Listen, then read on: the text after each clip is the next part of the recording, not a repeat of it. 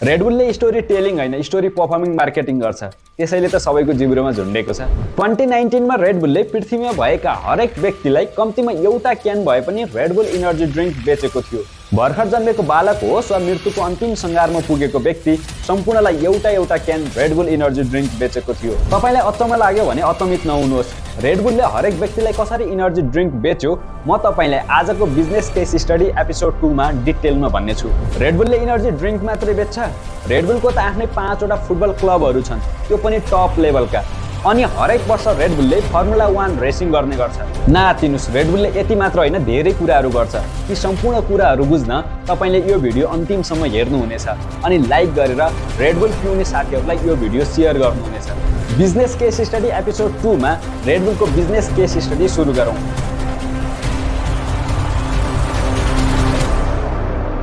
2019 मा रेडबुलले पृथ्वीका हरेक व्यक्तिलाई कम्तीमा एउटा क्यान इनर्जी ड्रिंक बेचेको थियो। 2019 मा त मैले रेडबुल पिएकै थिएन, कसरी पृथ्वीका हरेक व्यक्तिलाई इनर्जी ड्रिंक बेच्यो भनेर मनमा क्वेशन आयो भने सुन्नुस् है त, म भन्छु नि कसरी बेच्यो भनेर।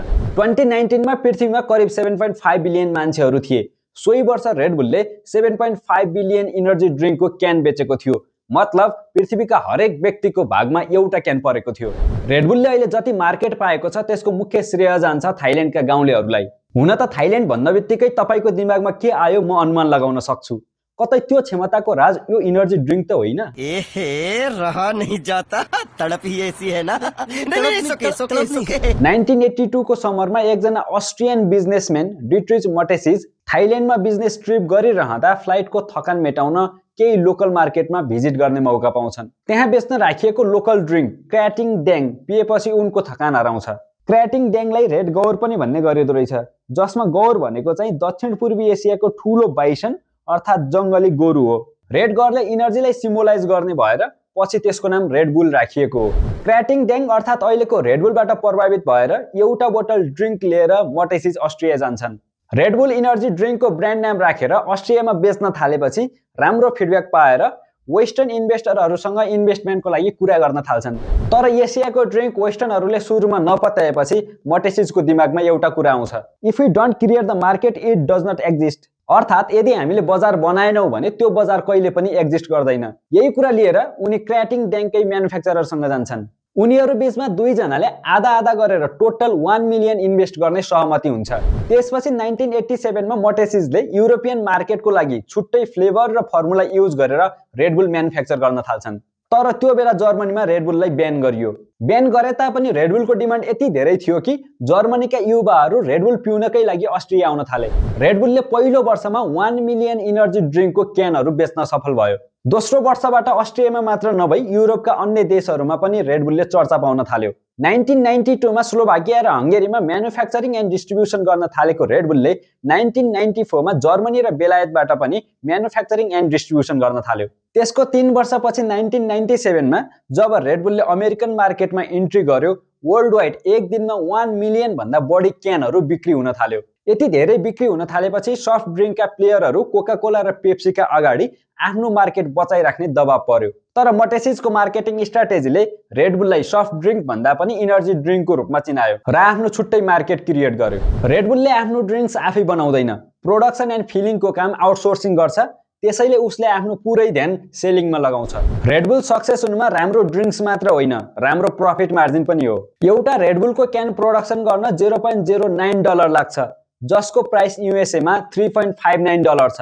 होलसेलरले एउटा क्यानको $1.87 तिर्ने गर्छन्। प्रोडक्सन कस्ट भन्दा 20 गुणा बढीमा होलसेलरलाई बेचेको एउटा क्यान इनर्जी ड्रिंकबाट 10% प्रफिट जेनेरेट गर्छ, त्यो भनेको $0.356। 2019 मा 7.5 बिलियन क्यान इनर्जी ड्रिंक बेच्दा रेडबुलले $2.7 बिलियन प्रफिट जेनेरेट गरेको थियो। रेडबुललाई चिन्नको लागि दिमागमा इनर्जी ड्रिंक्स मात्रै आउनुपर्छ त? होइन, रेडबुलले अनेकौं मार्केटिङ स्ट्र्याटेजी लगाएर हरेकको दिमागमा एउटा पिक्चर सेट गरिसकेको छ र गर्दैछ। रेडबुल नपिउनेहरूको दिमागमा पनि दुईवटा बुल जुदिरहेको पिक्चर यसरी सेट गरिदियो कि पिक्चरबाट नै इनर्जी फिल हुन्छ, वा भनौं इनर्जी हाई गराउन रेडबुल पिउनै पर्छ भन्ने मानसिकता क्रिएट गरिदियो। मटेसिसले रेडबुललाई भिजिबल गराउन सुरुमा क्लबहरूमा पार्टी गर्नेहरूका हातमा रेडबुलका क्यान थमाइदिए। जसले पार्टीमा रेडबुल समाएको छ ऊ कुल देखिन थाल्यो, वा भनौँ मान्छेहरूले त्यसरी सोच्न थाले। त्यसपछि स्टुडेन्ट पार्टीहरूमा पनि रेडबुलले कब्जा गर्यो।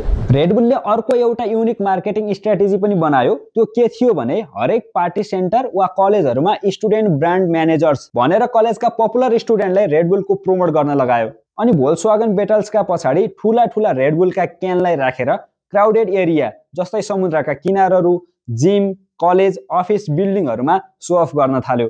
त्यसपछि हरेक बारहरूमा भोडकासँग रेडबुल मिसाएर खाने चलन नै बस्यो। पछि रेडबुल पार्टी, जिम वा कलेजमा मात्र होइन, फेस्टिभलको सेलिब्रेसनमा पनि समेटिन थाल्यो। एकपटक रेडबुलका खाली क्यानहरूले सहरका डस्टबिनहरू भरेर छोडिदियो।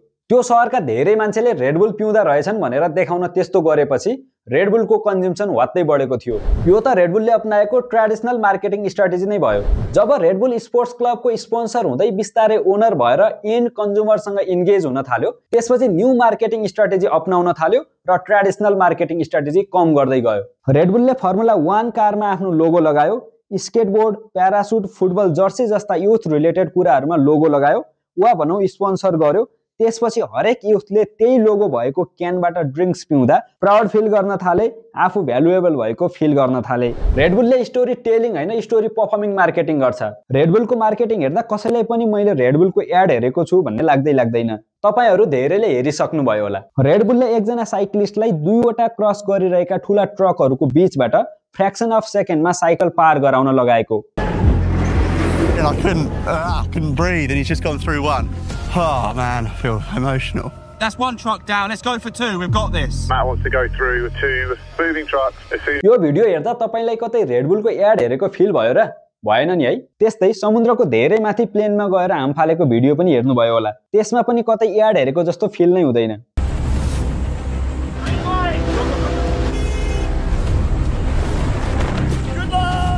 त्यस्तै केएल राहुल र बेन स्टोकलाई लिएर एक्सट्रिम ब्याटिङ च्यालेन्ज पूरा गर्न लगाएको भिडियोमा मैले रेडबुलको एड हेरिरहेको छु भनेर कसले सोच्न भ्याउँछ।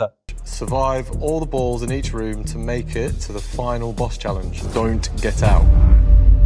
सगरमाथाको टुप्पोबाट बिना अक्सिजन स्की गरेर फिर्ता आएको वर्ल्ड रेकर्डको बारेमा त हेर्नु वा सुन्नु भएकै होला।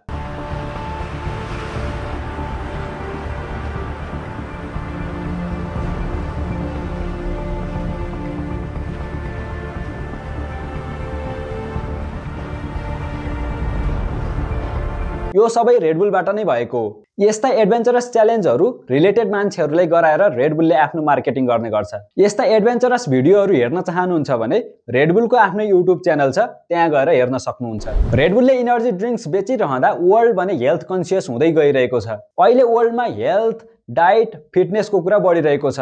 त्यसैले रेडबुलले पनि आफूलाई डाइभर्सिफाई गरिरहेको छ। आफ्नो प्रोडक्ट इनर्जी ड्रिङ्क्स सँगसँगै media production, team ownership, broadcasting, contract management जस्तै क्याटेगोरीमा पनि आफ्नो बिजनेस एक्सपान्ड गरिरहेको छ। रेडबुलको आफ्नै 5 वटा फुटबल टिम छन्। रेडबुल ब्राजिल जसले फुटबल करियर स्टार्ट गर्ने सोचिरहेका यङ ट्यालेन्टहरूलाई हेल्प गर्छ। त्यसपछि उनीहरूलाई सानो सानो लिग खेलाउनको लागि रेडबुल सेजबर्ग टिममा ल्याउने गर्छ।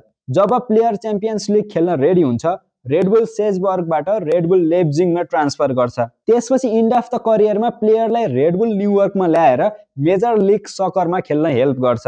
रेडबुल न्युयोर्कलाई 2006 मा $25 मिलियन खर्चेर रेडबुलले किनेको थियो, जसको अहिले $290 मिलियन भ्यालुएसन पुगिसकेको छ। त्यस सँगसँगै रेडबुलको आफ्नै formula 1 car racing, ice hockey team जस्ता अन्य स्पोर्ट्समा पनि ओनरसिप रहेको छ। रेडबुलले आफ्नो बिजनेस क्याटेगोरीलाई डाइभर्सिफाई गरे तापनि इनर्जी ड्रिङ्क्सबाट आउने अर्निङ करिब 97% छ। अरु बाँकी 3% स्पोर्ट्स, मिडिया जस्ता बिजनेसबाट आउने गर्छ। रेडबुलले अरु बिजनेस क्याटेगोरीमा डाइभर्सिफाई गर्नुको उद्देश्य अरु सेक्टरबाट अर्न गर्न भन्दा पनि इनर्जी ड्रिङ्क्सलाई नै प्रमोट गर्ने थियो र अहिले सक्सेसफुली त्यो उद्देश्य पूरा पनि भइरहेको छ।